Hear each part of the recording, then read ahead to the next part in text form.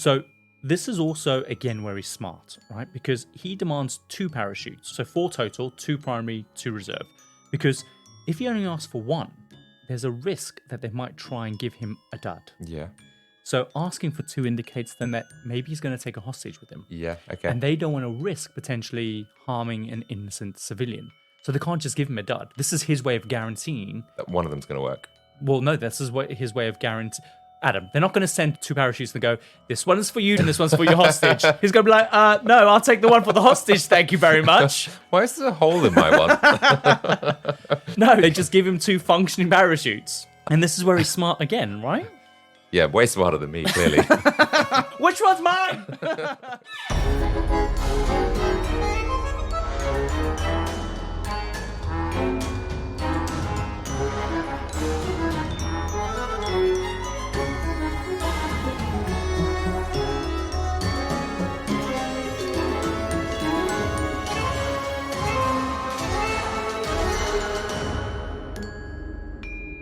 Welcome to the Compendium, an assembly of fascinating and intriguing things. We're a weekly variety podcast where each week we explore a brand new story from the dark corners of true crime, mind-blowing historical events, and legendary people. We give you just enough information to captivate your audience at any social gathering. Like that boring bit at your sister's wedding when she's walking down the aisle. Or when the best man's speech starts dwindling and people start thinking this is it. This is how I'm going to die. You know? So, myriad of different places where you can bring up our stories. Yeah, absolutely. I'm your host, Kyle Reese. And I'm your co-host, Adam Cox. So what are you adding to the Compendium library today? So today's Compendium explores an assembly of ways that a daring escapade... You don't get to use that word very often, do we? An escapade? No, not really. How a daring escapade can skyrocket a criminal to legendary folk hero status. So a criminal. I'm trying to think of one that's legendary folk status. You've got me intrigued. Think of all the different criminals that have been catapulted into legendary status. You got to think about The Great Escape. Mm-hmm. The guys from The Great Train Robbery, for example. Yeah, there's just 2 examples that I can think of off the top of my head without even having to research. Fine, okay. So in today's episode, I'm going to be telling you about the one and only successful hijacking of a plane in US history, where a hijacker not only successfully managed to get his ransom, but also escaped by diving out of an aeroplane at 10,000 feet, and to this day, he has never been caught. I am, of course, talking about a man who 5 decades later still keeps popping up in popular culture and goes by the infamous name D.B. Cooper. D.B. Cooper. So I have heard of him, but I didn't realize he never got caught. What do you know of him? Do you know what? The bits that I recall are, I think it's been like spoofed in TV shows and things like that. So I think it was in an episode of Loki where they, I don't know, somehow teleported to being on this plane. Mm-hmm. And yeah, that's what they were referencing Cooper. But I don't really know the backstory of it, to be honest. Well, you're 100% accurate. This guy just keeps popping up in all sorts of television shows, movies, novels, books, everything. Because he's captured the imagination of like an entire generation of Americans. What is so fascinating and intriguing about this case, and what makes it worthy of having its own episode of the Compendium, is that to this day, it remains the only unsolved, unpunished US plane hijacking in history. And even though D.B. Cooper hijacks a plane with a bunch of passengers on board, this case stands apart because when the story broke, people living through the 1970s were all rooting for him. Like, they didn't want him to be caught. They were cheering him on. So kind of like an underdog, really, then. Absolutely. It was like this concept of sticking it up to the man. And at that time, like when you consider the backdrop that the story falls within, the American economy was turning to shit. This is 1971. This is where inflation was just going through the roof. Mm-hmm. And people were like really disillusioned by this. So people were like, yeah, this man is saying F you to the US government in a way. Yeah, I guess people just love an underdog that steals from the government or whatever and gets away with it. I feel like the Great Train Robbery where people were rooting because even though they'd stolen money on the Majesty's train or the Royal Mail Service, mm-hmm. there's still this element of people going, oh, well done, like for getting away with it. Yeah, it's a timeless Robin Hood story, right? It's stealing from the rich and giving to the poor. Where if the poor is him, is he classing himself as the poor? I guess so. So before we do that, should we dive into all the latest things for this week? Let's do it.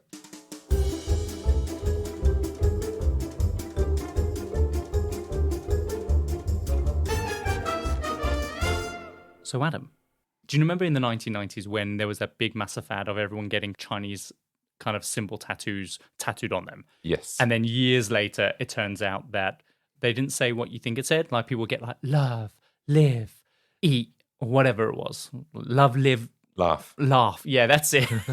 Eat. Eat.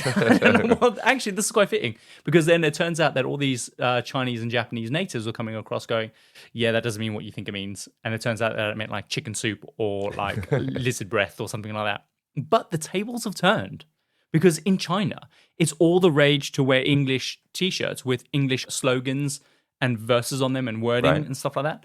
And all of them are just horrendous.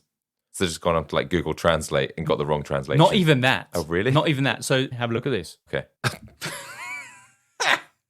I don't know if her mum would approve of this, but yeah, be a slut, do whatever you want. Maybe she is a slut and she is doing whatever she wants. Maybe she knows exactly what it means. She knows. She knows. She looks it. What's the next one? God. What is it? So this girl, she's wearing like this big white puffer jacket, you know, kind of like a bit gangstery type thing. Like the North Face jackets that everyone wears here in the UK. Yeah, it's white. And then in black text, it says, I pull them out of my, in really large text, ass. What does that even, I wonder what they meant by this. Well, so one of the guys that was commentating on this said that like it's difficult to go up to a Chinese person and tell them what that means because it's not a slogan that's ever used in any context. So the closest thing that they could say, they would just be baffled by that. Yeah, like they don't pull things out their ass. Right. It's not a thing in their culture. What's the next one? It just says vagina. Hang on. So this looks like, is it Visa? That's a Visa logo. Visa logo. And so instead of saying Visa, it says vagina. Look at his face. It's just an old dad. It's an old man wearing a t-shirt saying vagina. That's not okay. Okay. Is there any more? There's one more. I think there's one more. Okay, so this looks like it was during the pandemic, maybe. And there's a woman wearing a white t-shirt, and in Coca-Cola font, it says cock. Oh, hang on. There's a bit more. Enjoy my cock. Is the something nothing? Is the rural? Is the what? What does it say? I don't know. Is the fuel nothing? Doesn't even make sense. It doesn't make sense. But yeah, she's proud. So what have you got for us this week? So my latest thing this week is a couple in Pembrokeshire in the UK have had to give up one of their garden ornaments after almost 4 decades. Really? Yeah. That's a sacrifice. Yeah. Can you guess what that garden ornament was? It's got to be a gnome. Yeah, I can see why you would think that. Mm-hmm. But it's actually a bomb. Well, people keep reporting it as a bomb, calling the bomb squad. Well, yeah, a bomb squad did turn up and take it away. So a couple had been living in this house since the 80s. Mm-hmm. And when they moved in, there was a bomb, like a year, I think it's over 100 years old, this bomb. Oh, an actual bomb? An actual bomb. Okay. And so they thought it was part of the property. They kept it in their garden. They painted it the same color as their windowsills. Mm-hmm. Kids would play with it. As you do. As you would. The wife would do some gardening and she'd tap it with her trowel every now and again. And so for luck. For luck or something. And so they've had it this long and they assumed that it wasn't armed or anything like that. It was disabled. Oh, it turns out it was. This is the thing. So they've had it this long and then this bomb squad basically gets in touch and says, we're going to have to take that away. And so who would do that? I'm guessing maybe it doesn't say who, but maybe new neighbors reported it and was like, what's that in your back garden? Yeah, hang on. But my question is, do they know for a fact that it wasn't a disarmed bomb? He assumed it was, and they take it away, and they say it had a light charge and was unlikely to go off, but doesn't give me any confidence that it was fully safe or anything like that. And also, what's a light charge? I don't know. I think it means it's got like a minimal amount of, I guess, explosive material in it. Right. So perhaps it wouldn't do any serious harm, but the couple were so adamant about it being taken away because they were like, no, you can't evacuate the street. We're not moving. We'd rather die here, basically. Oh, God. I mean, they almost did. Almost did. But just the thought of these like 70-year-olds are so stubborn and they were like, we don't want to lose our garden ornament. Yeah, people get really attached to stuff that they've got. They said it was like losing an old friend. And to commemorate it, they've planted some new plants in its place. Mm-hmm. And they're looking for a special shrub, which they can then market in the spring as a sort of remembrance. Oh, that's nice. In my head, though, I imagine like a cartoon bomb. Do you know, with a big old round? Is there a picture of it? There's a picture of it, and it's a substantial bomb. Shit, Adam. That's a fucking bomb. I know. And they were just so blasé about it. God damn right they took that thing away. I know. And the thing is, like, kids would, like, I don't know, get hoops and throw over it and stuff like this. God damn it. But the thought is, like, who called up the bomb squad to take it away? Because all I can imagine is a new neighbor coming in and alerting them. And then all of a sudden, they've just got made, like, enemies with the new neighbors because they've just taken away their bomb. Yeah. I mean, I think that's a wise move. In my head, I just imagine, like, a cartoon bomb with, like a weird fuse coming out of it. Oh, yeah, Clearly yeah. a joke. No, that's that's a proper bomb, that is. Yeah, that's one that you drop out of an airplane. Yeah. Torpedo. Mm. God damn it. So I guess that's all the latest things for this week, right? So, Adam, this is the story of D.B. Cooper. The year is 1971, and the US economy was struggling with high inflation and unemployment, leading to just a general sense of disillusionment amongst ordinary Americans. In fact, in the face of all of this, a man named D.B. Cooper came to represent this notion of sticking it up to the man. It's a story that resonates with most Americans who are all frustrated with the current economy, and literally overnight, D.B. Cooper had become a national folk hero after successfully hijacking an aeroplane. What is nuts is that the reason why D.B. Cooper was able to hijack a plane in the US was because catching a plane during this period was literally like just catching a bus. You literally just turn up to the airport, you pay your $20 at the counter, no ID is required, just a name, and bam, you're off on your holidays. Can you imagine what a simpler world? The stress that we have to face when we're going to the airport is just mental. Yeah, because with airport security, you don't really relax until you're through that and you've taken out all your luggage. For the millionth time. For the millionth time with your liquids and everything else. You're taking your belt off, you're taking your shoes off, your jacket, and then you have to go through that security. And then you got to... Humiliated and touched up, rubbed up. Depends who's rubbing you up, though, but you have to be rubbed up. And then, like, you cross your fingers because you're like, oh, hopefully nothing gets picked up and it's not a random search in your bag. And you think, oh, God, what have I got in there? Is there someone, like, put some drugs in my suitcase without me knowing? One time I got pulled up because I had a loop around the back of my iPad, which on the scanner looked like a razor blade. Oh, yes. Yeah. And I was like out of action for like 40 minutes. Yeah. Just while I waited for someone to have a look at my bag. I hate it. That's the worst part. But then once you're through, straight to the airport lounge. But also, this entire process was completely devoid of any security. So coupled with the economic frustrations, plane hijackings were a really good way of protesting against the hardship. And so the late 1960s and early 70s were considered the golden age of skyjacking. And by its peak, there was a hijacking every 5 days between 1968 and 1972. Every 5 days? Yeah. That is ridiculous. It is. It's mental. So is this across the world as well? Is it just... Nope, just in America. Just in America? Yep. Oh, you can understand why they brought in some of the things that they did. One of the things that they tried was just putting a sky marshal on every single flight, but it was too expensive when you consider the number of flights like that were taking off. Yeah. Thousands, tens of thousands of flights were taken off across America every single day. So having a sky marshal on every single flight there was no point. Yeah. And also, if a plane's been hijacked and you're a sky marshal, at the end of the day, you're just another passenger on board. Like, what are you going to do? You're going to shoot them? You're having to think about all the other lives that are potentially on the airplane as well. So it was mental. And so these hijacks, because I don't really know anything about this, there many that were like really serious? Largely, most of the hijackings basically were unsuccessful, and the US government completely refused to negotiate with hijackers altogether, leading many of these hijackers into standoffs with police. Many of them get arrested because nobody really had a plan beyond landing the plane.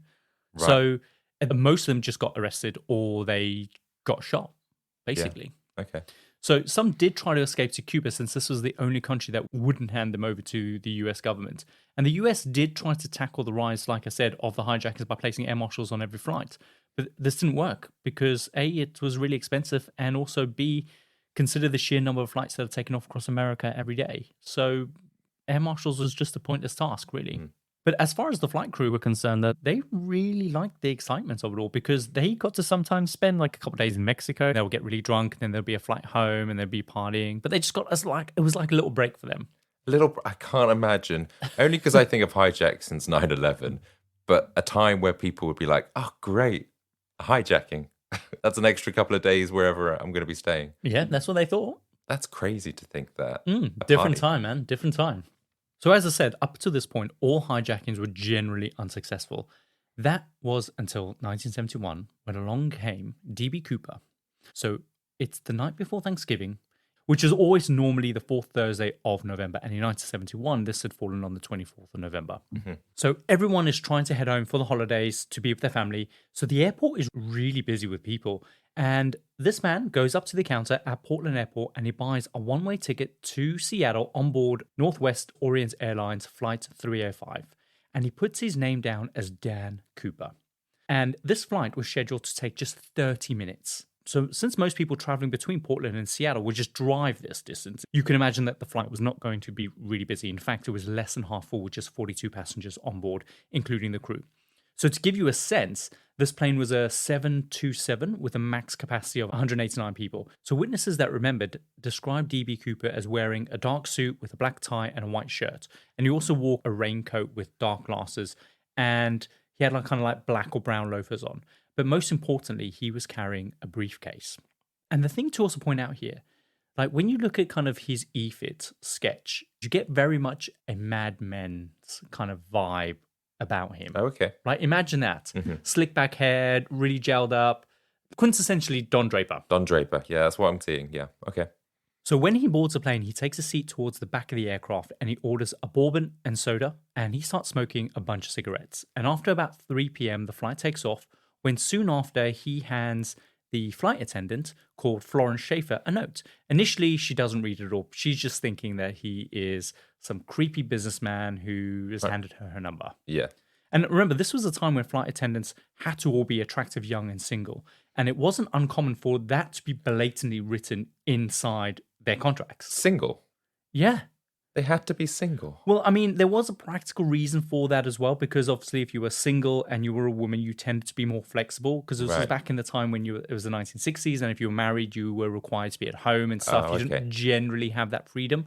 So it was understood that if you became a flight attendant and then you got married, you would probably be giving up your job anyway. So they just put that into the contract when it was completely legal to do that at the time. Okay. I was thinking that there was something more underhand going on there, but that makes more sense. But hey, also marketing for a lot of these airlines at the time highlighted like, hey, do you know what? We've got sexy attendants, so come fly with us. Sexy single attendants. Sexy single, attractive attendants, come and fly with us. So like receiving a note from a male passenger was almost expected. Like if you hadn't been hit on within 3 minutes of takeoff, you were probably most likely sure that you were on a flight filled with gay businessmen heading off to a hanky chief signaling conference in San Francisco somewhere. Like, that makes sense. They're like, oh, I'm not going to get any attention this flight. Or maybe they're like, whew, no attention. Yeah. Might be a welcome break, you know. So Florence doesn't even look at the note, but a short while later, the man tells her that she should read it because he's got a bomb and that he wants her to come and sit with him. So Florence reads the note, she tries not to freak out, and then immediately she informs the other crew. One of them, Tina Mucklow, reads the note and she agrees that she will be the one to go and sit on the row behind DB Cooper.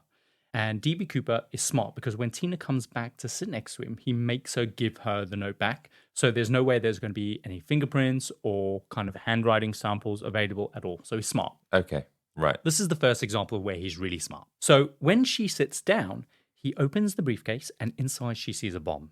And she describes the bomb as having like cylindrical objects with wires and red-colored sticks of dynamite attached to it. And it had a series of wires and batteries that kind of all interlinked together, which to her, she describes, that was a functioning explosive. Yeah, I guess I was just going to ask, do we know if it was an actual explosive? No, we don't actually. Oh, interesting. So it could have been like a decoy, but you're not going to like query that. If it looks like a bomb, you're not going to touch it. Looks like a bomb, smells like a bomb. Probably is a bomb. Probably a bomb. And also, you don't want to take the risk, right? It's like a man flashing you and you laughing at his dick. I don't know. You don't want to do that because he could be dangerous, right? He's like, if she laughed at the bomb, he'd be like, oh yeah. And then he'll just explode everything. You don't want to take that risk. True, yeah. I guess you're not going to look at it and like start fiddling with the wires going, look at this. This is flimsy. This isn't real. What is this? This is what, made in China? No. Let's get rid of this. So DB Cooper closes the briefcase and he tells her what he wants. He wants $200,000 in $20 bills delivered in a backpack. This is at the time equivalent to like $1.4 million today. Okay. So he also asked for 4 parachutes, 2 primary parachutes and 2 reserve parachutes. Basically, the primary parachutes that he asked for, they go on your back, and then the reserve parachutes, they're attached to your front, and they're used kind of in the event that the primary kind of parachute doesn't deploy or launch. Right. He then demands that a fuel truck be waiting at Seattle Airport to refuel the plane for another takeoff after they get there. Okay, so I'm thinking a commercial flight isn't normally going to carry backpacks or... No. So he's expecting for them to land the plane, them to give him the money and the backpacks and everything else, right? Yeah. And then he's going to take off again. Exactly. Okay. So Tina goes up to the cockpit to relay the demands to the pilots. And when she gets back, he's kind of put on these sunglasses and he's just calmly sitting there. He orders another drink, he pays his tab, and he's just really calm and collected and like he's not nervous or anything. It's like he's done this a million times before. I was going to say, anyone that's done this would have been quite nervous. Yeah, for sure. Right? Like, not him. yeah. Like he's just like, yeah, man, I'm a cool cat. I know what I'm doing. So Tina describes how polite he was towards her. Like during the flight, he's looking out the window and he's telling Tina all about the terrain that they're flying over, which to Tina told her that he had a kind of a good idea of what the area was like. So he can see Tina's like really nervous. So he just casually chats with her and he even asks her like if she's eaten yet and if she wanted him to demand like that the crew get fed when they land at the airport. And she's, lol, no, we're going to be okay. So at one point, Tina asks him like, is there a grudge that you have against the airline? Is this the reason for the hijacking? And he's like, no, but I do have a grudge. And he doesn't say anything else. He does have a He grudge. does have a grudge, which is interesting. Yeah, but it's not with you. But you have got caught up in it. Yeah, sorry. So meanwhile, the pilots have called to Seattle Airport and they tell them that, of course, they've been hijacked and that there's a man with a bomb and here are his demands. And the president of the airline tells the flight crew to completely cooperate and do not let the passengers know that anything is going on. So all the crew know that this guy is on board, he has a bomb, and they just have to completely act as if nothing has happened. How would you do that? It's scary. It's a scary prospect. That makes me think that must be protocol, right? Like now. I don't know. So if you're on a flight, would you even know that? Unless someone's going, crazy. I don't think anyone gets to a plane anymore with a bomb. I think they get pulled out before that even happens, right? With all the scanning and... I mean, if they won't let me take liquid on, come on, they're going to find a bomb. True. That. Right? If you're carrying a briefcase, a big cachet, and there's bombs and wires and stuff in there. And it's ticking. And it's ticking. What's that ticking? My vibrator. Okay, on you go. And so down on the ground, things are set in motion to get DB Cooper everything that he's asked for. They organize to get the $200,000 in $20 bills, which the local bank actually have already set aside in case there's like a bank robbery. But obviously, because of the increase of hijackings that were happening over the last decade, they were also setting this money aside for hijackings as well. So banks were doing this? Yeah, they had this money set aside already. And the thing about the cash is that the bills are all batched together in sequential order with all the serial numbers photographed as well on kind of this microfilm. Oh, interesting. So at the very least, the money can at least be used to track the hijacker if they ever do get away. That's actually quite smart. It is really smart. So they organize for a fuel truck to be waiting at the Seattle airport and they try to organize the parachutes. But this was kind of the hardest part of his demands because skydiving wasn't even a common thing at the time at all. However, they do manage to track down a military skydiving training center, and that's where they get their parachutes from. So this is also, again, where he's smart, right? Because he demands 2 parachutes, right? So 4 total, 2 primary, 2 reserve. Because if he only asks for 1, right, there's a risk that they might try and give him a dud. Yeah. So asking for 2 indicates then that maybe he's going to take a hostage with him, right? Yeah, okay. And they don't want to risk potentially harming an innocent civilian. So they can't just give him a dud. This is his way of guaranteeing... that one of them's going to work. Well, no, this is his way of guaranteeing... Adam, they're not going to send 2 parachutes and go, this one's for you, DB, and this one's for your hostage. He's going to be like, no, I'll take the one for the hostage, thank you very much. Why is there a hole in my one? No, they don't label them. Okay. They just give him 2 functioning parachutes. And this is where he's smart again, right? Yeah, way smarter than me, clearly. Which one's mine? I can't do this. So it takes around 2 hours to get everything together. Remember, this is a 30-minute flight, right? but the plane's not allowed to land until everything has been arranged. So the plane has to just circle around the airport for like 1.5 hours. And the pilots just tell the passengers, like, there's a mechanical issue on the plane. But none of the passengers mind, obviously, because it's the 1970s. Everyone can smoke and drink on the flight. The booze is flowing. It's just a dream. Eventually, they can finally land in Seattle, and Tina is sent to the back stairs of the aircraft to meet the person who will hand over the cash and the parachutes. And the money is delivered in a duffel bag and not a backpack, which is going to make it difficult to jump out of the airplane holding essentially a weekend bag, a lesbian weekend bag. Right? That's not practical. Lesbians, they need straps, right? They need backpacks. They need to keep their hands free. I'm going to have a rummage down in your cabin. God, no. So yeah, it's delivered in a duffel bag, so that's going to cause a problem for him. So DB checks the parachutes and the cash. They're all good, and he agrees to finally just let everyone off the aeroplane except for Tina and the 2 pilots, who have not left the cockpit at all. So they never talk to him or even see what he even looks like, right? Everything is just relayed through Tina alone. So while the plane is being refueled, DB Cooper tells Tina his next set of demands. The plane is to take off again and is to be directed towards Mexico City. He demands that the plane's backstairs be down during takeoff, and also that they fly no lower or no higher than at 10,000 feet, and the speed that they need to fly at should be no more than 200 miles per hour, which is literally the slowest possible speed that that plane can fly at. So just for a bit of context, so the Boeing 727 that they're currently in, that flies roughly around about 35,000 feet in the air. Yeah. And travels at a maximum speed of 570 miles per hour. Okay. Right? So when Tina tells a pilot, they tell her, okay, you need to tell him that A, having the back stairs open means that the plane physically cannot take off at all. By open, do you mean the door open? So some planes have like the stairs that come out of the airplane and then come down, right? So he wants those open. So whilst they're flying, the stairs being out. Yes. So we can have a bit of a rundown if he's going to like jump out. Yeah, I guess so. Scary.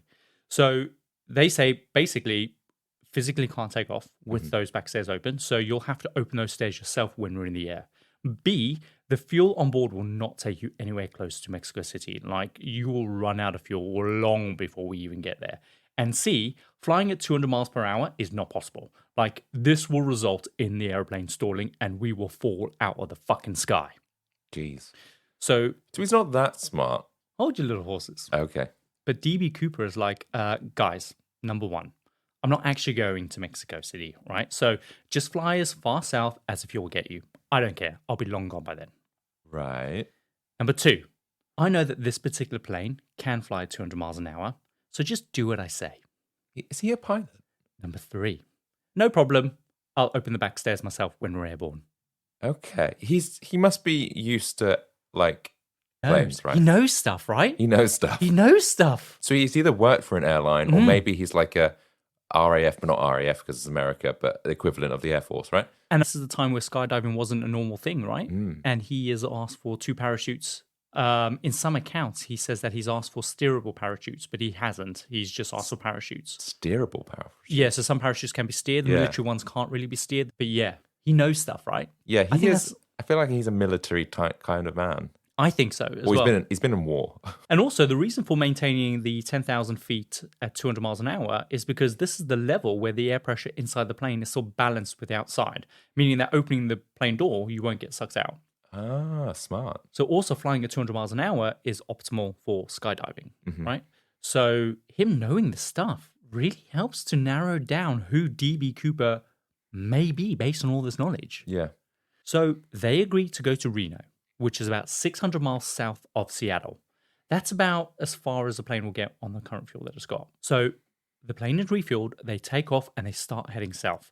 And Tina sees DB Cooper cutting up one of the parachutes to make a makeshift container to hold the money because, as I said, they delivered the money in a duffel bag, which is not a backpack, and it would just make it impossible for him to jump out the airplane without losing the duffel bag or making him like spin out of control. So he knew this, right?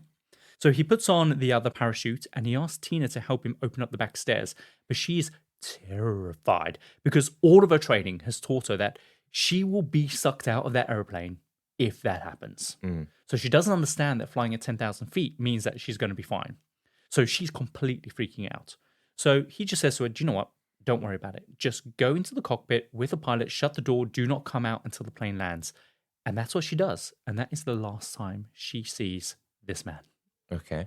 Soon after, Tina and the pilot see a little light go on that indicates that the back stairs have now been opened. And soon after that, they feel a sudden jerk in the aeroplane, which kind of they assume is DB Cooper jumping out of the aeroplane, which is amazing for a 727 to cause that kind of that jerk of just one person disembarking, right? Yeah, It's weird. to notice that movement Yeah. and throwing it off kilter a little bit. Yeah. But then is that just maybe with the wind coming in and stuff like that? It could be. They're not sure what Yeah. it is. They just assume that's what the case is, right? Because they followed the little indicator coming on saying that the back stairs are open. Mm-hmm. So the pilot radios down to mark this exact spot where DB Cooper jumped. And then they just keep flying because they aren't actually sure if he actually did jump. They don't want to go out because remember, he's got a bomb that he can just blow up at any time, right? Right. And then, so are all the passengers, they're not on? No, all the passengers have been disembarked. They Right. were allowed to get off the plane after they got the money and the Seattle. parachutes. Yeah. So just to give you a feel of what it was like that night, weather-wise, right? A storm had just brewed in from the south of Seattle. And as we know, the plane was flying at a very low altitude below the clouds. So they were traveling through a storm. Mm-hmm. And DB Cooper, with a parachute and $200,000 strapped to him, opens up the doors of the back stairs in the pitch black of night. And he proceeds to step out down a small flight of stairs at 200 miles per hour. Jeez, he is a brave man. Yeah, and all the while he's just staring into the black before just jumping into the abyss. Can you Yeah. imagine how terrifying that must be? I wonder, is there a reason he needed those stairs open? Is that to get clearance, do you think, away from the plane, from like jumping, so he doesn't end up jumping and then somehow being caught up in the plane? Yeah, possibly. Yeah. I think that's quite plausible. Also, maybe he just didn't think that they could be opened from in the air, Okay. potentially. So that's why he asked them to be opened. Yeah. So maybe that also highlights maybe that he didn't know this particular plane, but then he knew some other things about the aircraft that maybe he could have read up, right? Yeah, yeah. Who knows? So then, at 10:15 p.m., the plane lands at Reno Airport with the back stairs down. FBI, the SWAT teams, they're all there ready because they're not entirely sure if he's actually jumped or if he was still on the plane. When they on board, the bomb is gone, the money is gone, he is gone. All they find are the cigarette butts in his ashtray, in his chair, and a clip-on tie that he removed just before he jumped out of the aeroplane. So immediately they start a search on the ground, and there is just no trace of him anywhere. No discarded parachutes, no bodies, nothing. Some people do theorize that maybe he might have been incinerated by the back engine the second he jumped out. Oh, okay. But they did tests, and later they find that was probably unlikely. Mm-hmm. And finding any evidence was near impossible just because of the vastness of the area that he jumped. What made it even more difficult was the bad weather. For instance, the wind blowing just 1 degree in this particular direction would mean that he could potentially land in an area over 500 square miles. So that's really... So he didn't know exactly where they were going to land, though, did he? So how has he... I'm just thinking, if he survived and he said, I'll just fly as far south because I'm going to be long gone, no one's going to In find the me. direction of New Mexico. Just in the direction of that. So maybe he must have had a rough idea of how far that plane would go because you wouldn't just jump out. He could be in a desert or a rainforest or whatever it might be. Do you know what I mean? In the sea. I think he had an indication of where he was going to jump out because he seemed to have an understanding of the area. Maybe he didn't think things through. Maybe he wasn't as intelligent as we think he was. Maybe. But hey, so when the hijack was reported, the military dispatched 2 fighter jets to fly at 40,000 feet above the second plane when it finally took off so they could keep track of him to see where he jumped out. But because he insisted that the plane fly so slow, the fighter jets were not able to maintain a speed of 200 miles an hour. So they kept just overshooting him and then having to turn back and try and relocate him. But so they just missed the whole thing. They have no idea where he jumped out of. So they were trying to keep an eye out. But they couldn't. Because they couldn't. Because they were too damn fast. So it was just nearly impossible. Also, a lot of people think that he couldn't have made it on account of kind of the geography and of the weather. Remember, this was kind of November in the northwest of the USA, and the parachute was a military one, which, of course, as I mentioned earlier on, couldn't be easily steered. So if he did survive the jump, then he would have had to have contended with kind of the wilderness and the cold, right? And the chances of him banging into a tree and getting trapped and injured were pretty likely. But they don't find anything. They don't find a body. They don't find the money. They don't find the parachute. They just don't find anything. I guess that must be like looking for a needle in a haystack, though. But then I wonder, based on the fact that he took that note back, I imagine he probably wouldn't want to have left anything anyway. So it's not like he just discarded his parachute if he did land and then just left it in the field. I think he would have done something with it. Do you reckon? It feels like he would. There's an airplane going over. Maybe it's DB Cooper. It's going to skydive in and tell us the facts. And so for decades, the FBI continued to look for any clues that might lead to his capture. And that brings us to that iconic criminal sketch headshot of him from Tina's description, which if you Google DB Cooper, that's going to be the very first image that you find. So the FBI do track casinos and racecourses and various other places where typically criminals would try and do big transactions to try and launder the money. But not a single one of them ever shows up any of the $20 bills. And like I said at the beginning of this episode, because of the economic hardships that were being faced by millions of ordinary Americans, at the time, DB Cooper just became an absolute legend. Like people, when the news broke, news reports were like, yeah, good on him. Like, yeah, sticking up to the man. Yeah, good for him. It's crazy. I guess, well, yeah, although would they not be a bit mad because they're a bit like, we're poor. We could have done with some of that money. Yeah, but he's like in American culture as well. It's all about do what you can to pull yourself up from the bootstraps, and make something of yourself. Go and get it. Yeah. It's part of that culture. So I don't think people were angry that they were doing without. It was like, oh, he's found an opportunity to get what he needs, right? Yeah. The funny thing is that his name wasn't even DB Cooper. Remember, when he was buying the ticket, he put his name down as Dan Cooper. But the flurry of news reports following the hijacking, a local news reporter misheard the name as DB Cooper, which quickly then got picked up by other news agents. And then the name DB Cooper just became the most widely recognized moniker. But technically, his name is Dan Cooper. Dan Cooper. Is that even his name? Who knows? Oh, it's probably not his name, right? Yeah. He didn't need to give ID. I was going to say they would have located, this is Dan Cooper from, I don't know, Stevens Street.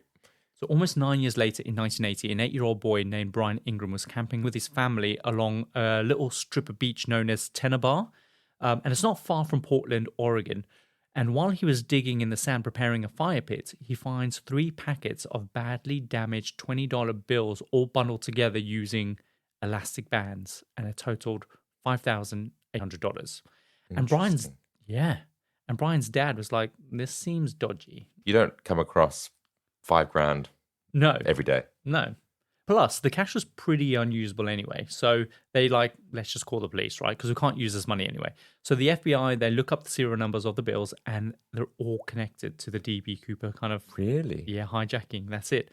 But this is only 3 little stacks of the $200,000. So where the hell's the rest of it? So what was wrong exactly with this money? It was like burnt or kind of charred It wasn't charred. It was just really weathered. It was damaged, water damaged. It was rotting, etc. Right? So it'd been out there a while by the looks of it. So there's either 2 thoughts here. One, he could have discarded of it because he was, I can't use this anyway. Mm-hmm. Or 2, it's been dropped or whatever, falling out. Or maybe he didn't survive. And so it's landed somewhere and it's just decomposed. But where's the rest of it then?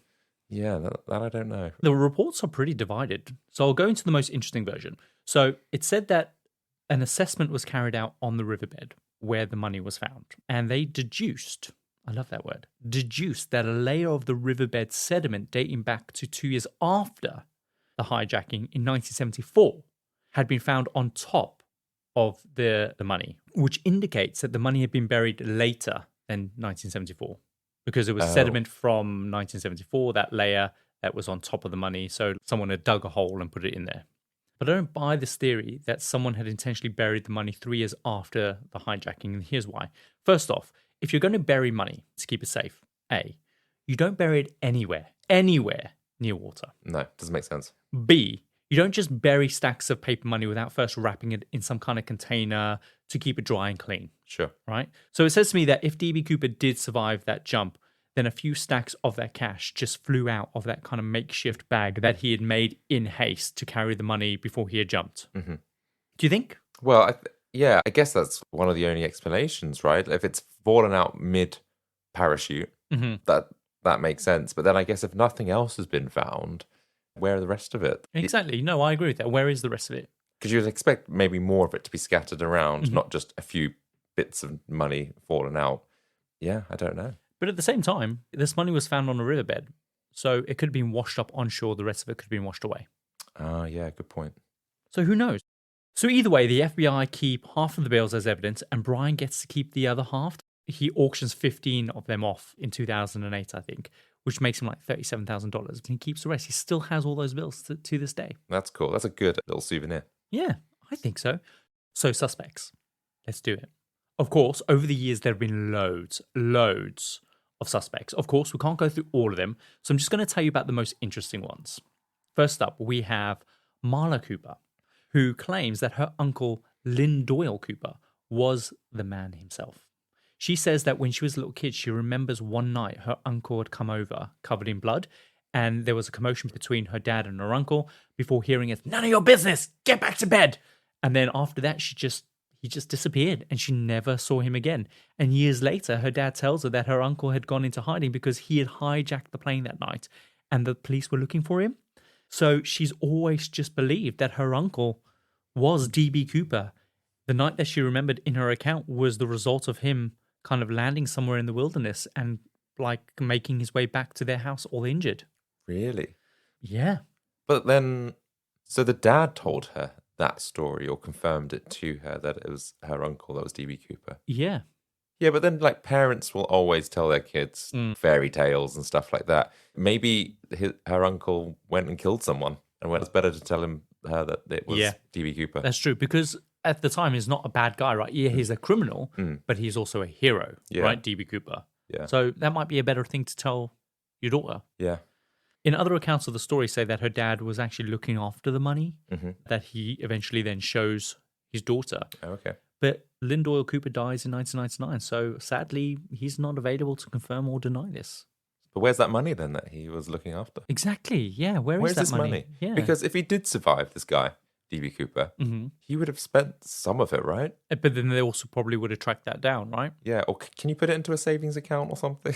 Absolutely not. It's tainted money now, right? So then we have Barbara Dayton. Now, she was born Bobby Dayton in 1926. So she underwent gender reassignment surgery in 1969 to become Barbara Dayton, who was an experienced pilot, but was never able to get her commercial license because she was transgender. So, feeling vengeful towards the FAA, she supposedly disguises herself as the man that she used to be and basically pulled a DB Cooper on a plane with 42 people on board.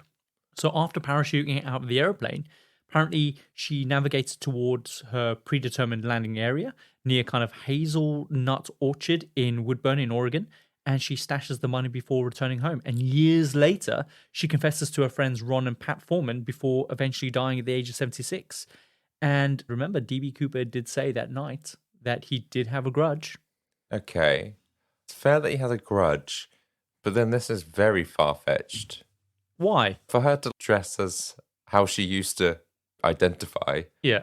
Like those drawings I don't know, they look very manly. Yes, they are very manly, but she's transgender, right? Probably gender reassignment operations back then weren't as sophisticated with all the hormones and stuff. True. And if she did that later in life, then maybe she would have still been quite masculine. I've seen a picture of her. She could be either way, male or female.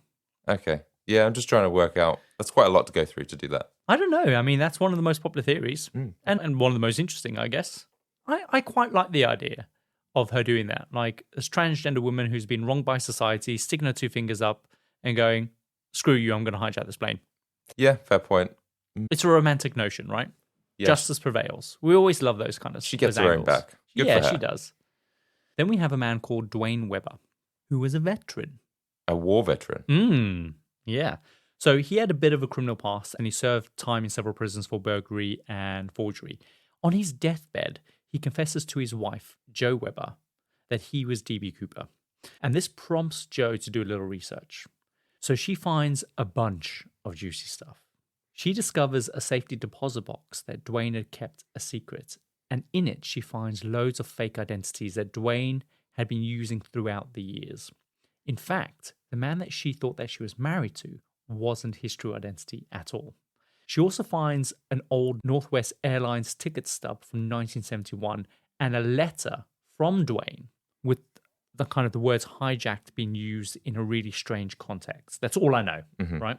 So Jo is going through all her past memories about Dwayne, and she starts looking at things a little bit differently. For instance, she remembers that he had one night severely injured his knee, which he tells her was from a car accident.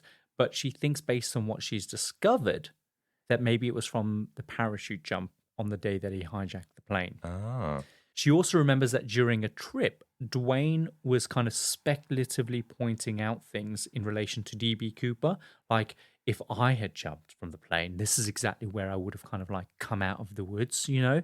And he'd be like, and I bet if this happened, then I would have done this, and then I would have gone here. Like, when you're a big fangirl, basically. Yeah. Guys get like that sometimes. Yeah. Is it his way of like bragging? This is what happened, Yeah. and retelling the story. Exactly. So also that same night, Dwayne leaves the motel that they're staying at for a few hours, and when he comes back, he tells Jo that he is coming to some money. He also says that some of the money was no good, so he had to throw some of it in the river. And this sparks a big argument between the two because he's then littered in the river and she's really upset about it.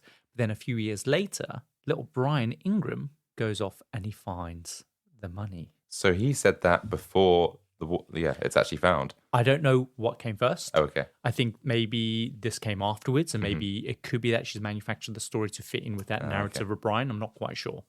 Thing is that we don't know the full extent of this information that she's been given, right? We know that they found a ticket stub from 1971 from Northwest Airlines, but was it from the day of the flight? Some say that it was because they do find some of his fingerprints on a magazine on that flight. So did Dwayne go back to collect the money that he had hidden? Or was Dwayne just someone that was so super interested in the DB Cooper case that he went out that night and he found where the real DB Cooper managed to bury the money? I don't know. I don't know. I don't know. I mean, you don't just go and speculatively guess where maybe you would have hidden the money if you were DB Cooper and then find it, right? What are the chances? Yeah, that doesn't make any sense. You'd go and get the money where you buried it, right? So either he's DB Cooper or Joe's lying. All these people, I feel, I don't know what they got to gain from lying. Oh, notoriety, right? Like, you're connected to one of the biggest stories in America. I don't know if I trust any of these people. No, I don't know. So Joe takes all this information to the FBI, and they do confirm that Dwayne's fingerprints do match those found on a magazine in the hijacked plane. Right? That's interesting to me. Okay. But the FBI never publicly confirms that Dwayne was DB Cooper. Eventually, they ruled him out as a suspect based on the fact that Dwayne's DNA did not match the partial DNA profile from the DNA that they found on DB's tie they left on the airplane. Right, okay. And these are just some of the suspects. In all, the FBI followed more than 4,000 people, which they whittled down to just 20, but ultimately, they never had enough evidence to arrest anyone in this case. Do you think there's a reason why the FBI would never want to reveal the real identity of DB Cooper? Is there like a reason they wouldn't do that? I think that the government would want to set the record straight if they knew who he was because of everything that DB Cooper stood for. He stood for anti-establishment, right? Sticking it up to the man. I know I keep saying that, but they would want to quash that, right? Like, nobody wins against the government. Unless there's another secret, because as you mentioned, he's got a grudge and that maybe there's more to the story that's being revealed. Possibly. Maybe there's something, I don't know. If he was a military man, I would imagine the grudge would probably be like veterans' pension or something like that. They're not looking after the veterans, maybe. But then to steal the money, but then not to be able to use it all this time, Unless he died. Yeah. There's a lot of effort to go into this, and it's dangerous. Yeah. So you'd want to be able to use that money, right? I would say so. Yeah, after all that effort, and then just having to stash it for like 40 years. Like, where's the fun in that? Yeah, no, there's no fun in that. He died. Yeah, that's sad if he did. But even today, there are people who either claim that they are DB Cooper, or that they know definitively who he is, or that they know someone who knows who he is. Everyone just seems to have their own theories about it, which makes cracking his true identity even more unlikely as the years go on. But there are armies of internet sleuths actively following up on leads even today. There's this Netflix documentary that I watched over the weekend called DB Cooper, Where Are You?, which is a 4-part documentary miniseries released in 2022. So it's like the most up-to-date chapter on the case, right? And it's wild. The series recounts in detail what happened on that night, and they go through the entire investigation, and they interview a bunch of people that were involved in the case. And it's definitely worth watching if you found this episode interesting. Of course, I'll leave a link in the show notes. But in 2016, the FBI, they officially closed the case. They don't have any leads, and they don't have any more money to keep investigating this case. So they just closed the case. Yeah, I guess, like, well, what's to come of it now? Like, the guy, if it's 1971, so 50 years ago, and he was probably, 20 or 30 at the time to be in good health, maybe 40 max. Yeah. Then he's probably dead now. Probably. So Tina Mucklow, she's still crack-a-lacking. She's 74 years old, and they interview Tina in the documentary. And she talks about how when D.B. Cooper was packing up the cash, like, he just offers her 2 stacks of it, but she's like, lol, no, sorry, we're not allowed to accept tips. It's like a little something for your trouble. She's like, thanks, but no thanks. Yeah, I'd be like, no, I'm taking that. I've just been on a hijacked plane. Can she use the money? Yeah, I don't know. Who knows? All she remembers is that how lovely he was towards her, and not like anything she imagined a hijacker would be. And Tina retires as a flight attendant in 1979 because, she becomes too old. And she becomes a nun until 1991. And it's really fascinating to hear her tell her story. I like that she thinks of him quite fondly. It's nice to know that there are polite hijackers out there. Yeah, not everyone's an evil killer, right? Yeah. And again, it just feeds into that notion that he's this folk hero. He's acting on behalf of the people. People love him. So following D.B. Cooper, the US introduced a bunch of new security measures. They develop a new profiling protocol, which helps security teams at airports look for who would be hijackers. They also install the first metal detectors and X-ray machines in airports, and they start retrofitting planes with what they call the Cooper vane, which basically makes it impossible to open the stairwell during flights. Oh, so you can't do that now? No, not at all. And yeah, it gets named after him. They still use it today, the Cooper vane. And just in case that wasn't enough, the US government also specifically make hijacking a plane a federal crime. And it wasn't at that point? No, it wasn't. How did they go so long, every 5 days as well? And they were like, oh, do you know what? Now that someone's actually stolen money, we better take this seriously. Yeah, so they make it a federal crime. Of course, in the shadow of this hijacking, over a dozen copycat attempts are made. One notable one happened just 30 days later after this one. And a guy called Everett Holt hijacked a flight from Minneapolis going to Chicago. And he demanded $300,000 and 2 parachutes. But when he is counting the money, he gets distracted. And the flight crew, including the pilots, escape from the cockpit. So he's got no choice to then surrender because he's got no one to fly the plane. Oh, whilst on the ground. Let me just count my 1s and my 2s and everything else. Yeah. But probably the most famous copycat case is Richard Floyd McCoy Jr. So he hijacks a United Airlines passenger jet in April 1972, going from Denver Airport.